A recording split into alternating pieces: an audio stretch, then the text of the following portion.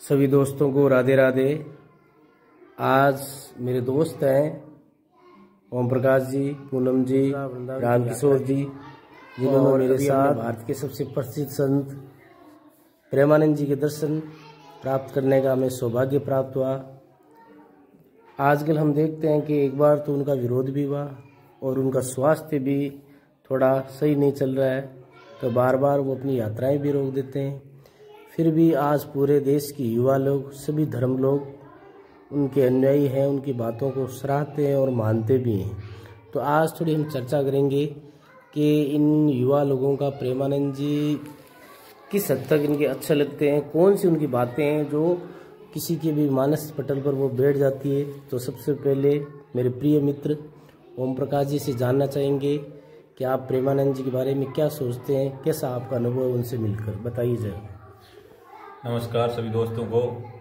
प्रेमानंद जी से हमने रूप जी के साथ में यात्रा की, मथुरा वृंदावन की।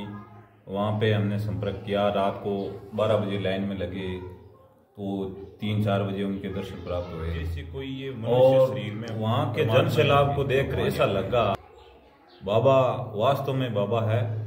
और उपदेश और उनके प्रवचन जो है एकदम हंसी मजाक के साथ में इतनी सच्ची बातें बताते हैं। कोई भी समस्या आ गई, राधा राधा बोल, राधा राधा बोल। और आज के युवाओं को तो विशेष तौर से उनकी बातों को मानना चाहिए, उनका अनुसरण करना चाहिए, क्योंकि जीवन की भागदौड़ के अंदर सबसे ज्यादा जो सुकून देने वाली चीज है वो यही है, राधा राधा बोल, राधा राधा बोल। राधे राधे।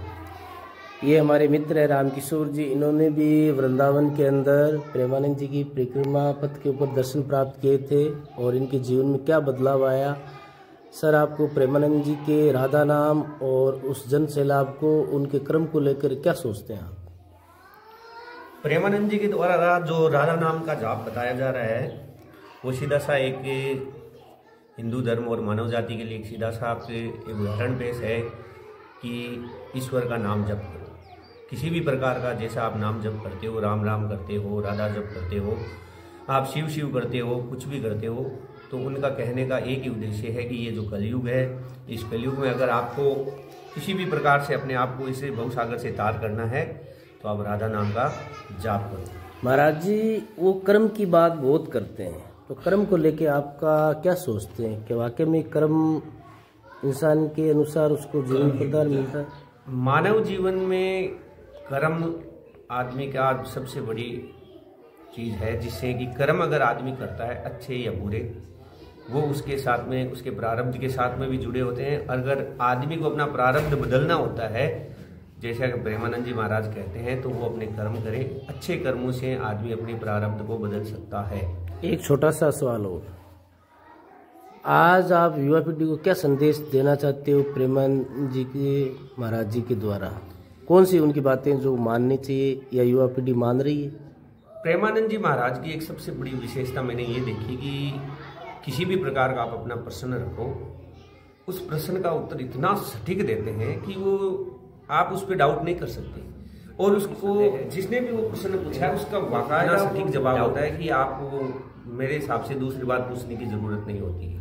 और इस समय में इस प्रकार के इस पूरे संसार में ऐसा कोई व्यक्ति नहीं है कि किसी भी बात पे, किसी भी मुद्दे पे अगर आप प्रश्न पूछो और उसको सटीक जवाब दे, वो एक ही है, सिर्फ प्रेमानंद जी महाराज। एक बात और निकल कर आती है, ग्लोबलाइजेशन की वजह से संसार में मान लो कि पूरी दुनिया इस संचार के माध्यम से एक हो रखी है, तो हर एक दूसरे को हर धर्म की जानकारी प्राप्त हो जाती है।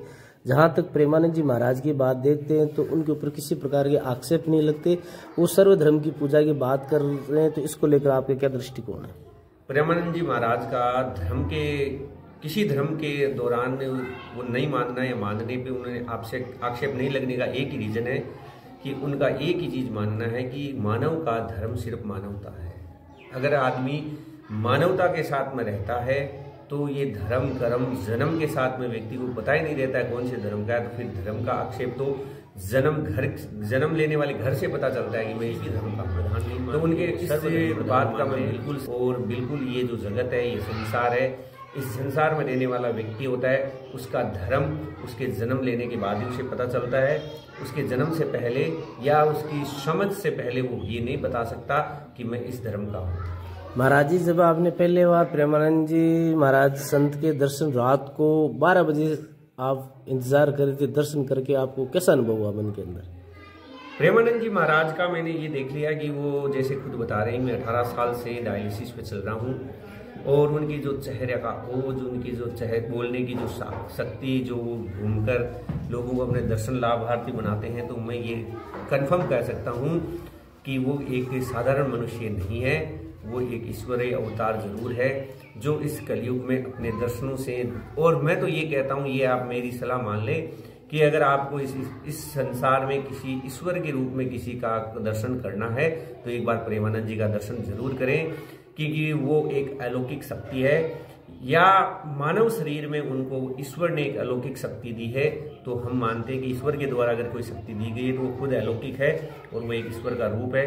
जब मैंने उनका सबसे पहले दर्शन किया तो मैं बड़ा ही गदगद हुआ, मन में जो उत्तेजनाएं थी वो बड़ी ही शानदार तरीके से मेरी उत्तेजना पूरी हुई। वो दृश्य क्या कभी घूमता है वापस आपके मन में, विचार आता है कि वापस कभी जाकर दर्शन करना चाहिए? जैसे मैंने कई लोगों को कहते सुना है कि मन यही करता है, जैसे वो दृश्य आता है एक बार वृंदावन और चलते हैं, एक बार वृंदावन और चलते हैं, क्योंकि मानव शरीर तो है ही, देवीय शक्तियों से परिपूर्ण जरूर है लेकिन नश्वर है, इसलिए एक बार उसके दर्शन लाभ करने की बड़ी इच्छा और होती है।